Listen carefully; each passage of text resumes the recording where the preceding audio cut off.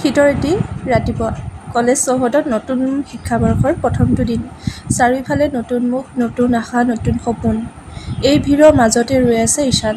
শান্ত, কম কথা কোৱা, কিন্তু পঢ়া-শুনাত যথেষ্ট এজন ভাল ল'ৰা। আনহাতে মেঘলা আছিল একেবাৰে বিপৰীত। হাঁহি মাতেৰে সকলোকে আপোন কৰিব পৰা এগৰাকী ছোৱালী। প্ৰথম দিনাই দুয়ো একেটা বেঞ্চত বহিবলৈ ল'লে। মেঘলাই হাঁহি এটা মাৰি ক'লে, হাই, মই মেঘলা। ঈশানে অলপ লাজেৰে উত্তৰ দিলে, মই ঈশান। সেই এটুকুৰা পৰিচয়ৰ পৰাই আৰম্ভ হ'ল এটা নতুন ভালপোৱাৰ কাহিনী। দিন বাগৰিল। একেলগে ক্লাছ কৰা, লাইব্ৰেৰীত পঢ়া, কেণ্টিনত চাহ খোৱা, লাহে লাহে দুয়োৰে বন্ধুত্ব গভীৰ হ'বলৈ ধৰিলে। এদিন বৰষুণত কলেজ ছুটী হ'ল। সকলো ছাত্ৰ-ছাত্ৰী দৌৰি ঘৰলৈ গ'ল। কিন্তু মেঘলাৰ ওচৰত কোনো ছাতি নাছিল। ঈশানে নিজৰ ছাতিখন আগবঢ়াই ক'লে, আহা একেলগে যাওঁ। দুয়ো একেটা ছাতিৰ তলত খোজ কাঢ়িবলৈ ধৰিলে। বতাহত উৰি অহা বৰষুণৰ টোপালে দুয়োৰে কাপোৰ তিয়াই পেলাইছিল। মেঘলাই হাঁহি মাৰি ক'লে, আজিৰ দিনটো কেতিয়াও পাহৰিব নোৱাৰিম। ঈশানে একো নক'লে, কিন্তু মনত ভাবিলে হয়তো এই ছোৱালীজনীয়ে মোৰ জীৱনৰ আটাইতকৈ ধুনীয়া অধ্যায় হ'ব। সেইদিনাৰ পৰা দুয়োৰে ফোনত কথা পতা আৰম্ভ হ'ল। ঘণ্টাৰ পিছত ঘণ্টা। সকলো কথা। সপোন, সুখ-দুখ, ভয়, ভৱিষ্যত, বহুতো।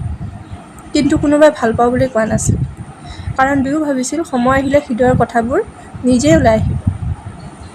এদিন সন্ধিয়া সূৰ্য অস্ত যোৱাৰ সময়ত দুয়ো নদীৰ পাৰত বহিল। দুয়োৰ মাজত নীৰৱতা।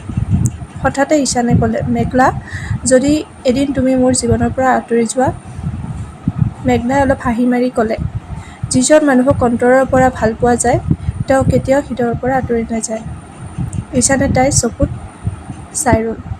এয়া যেন আছিল এক সম্পূৰ্ণ জীৱন। কিন্তু তেওঁলোকে কেতিয়াও নাজানিছিল, ভাগ্যই তেওঁলোকৰ বাবে এক ডাঙৰ পৰীক্ষা সাঁচি থৈছিল।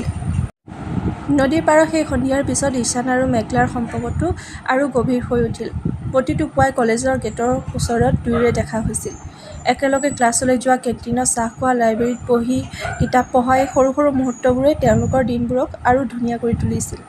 মেঘলাই প্ৰায় কৈছিল, জীৱনত ডাঙৰ সুখ বিচাৰিব নালাগে, আপোন মানুহ এজন থাকিলেই যথেষ্ট। ঈশানে তাইৰ কথাত মিচিকিয়াই হাঁহি মাৰি ক'লে, মোৰ সুখটো হয়তো এতিয়া তোমাৰ ওচৰতেই আছে। মেঘলাই লাজেৰে আনফালে চালে। দুয়োৰে মনত একে অনুভৱ আছিল, কিন্তু কোনো কাকো ভাল পাওঁ বুলি ক'বলৈ সাহস কৰা নাছিল। এদিন কলেজৰ সাংস্কৃতিক অনুষ্ঠানৰ আয়োজন হ'ল। সকলো ব্যস্ত হৈ পৰিল। মেঘলাই গান গোৱাৰ দায়িত্ব ল'লে আৰু ঈশানে অনুষ্ঠানৰ ব্যৱস্থাপনাত সহায় কৰিলে। অনুষ্ঠানৰ দিনা মেঘলাই মঞ্চত উঠি এটা মৰম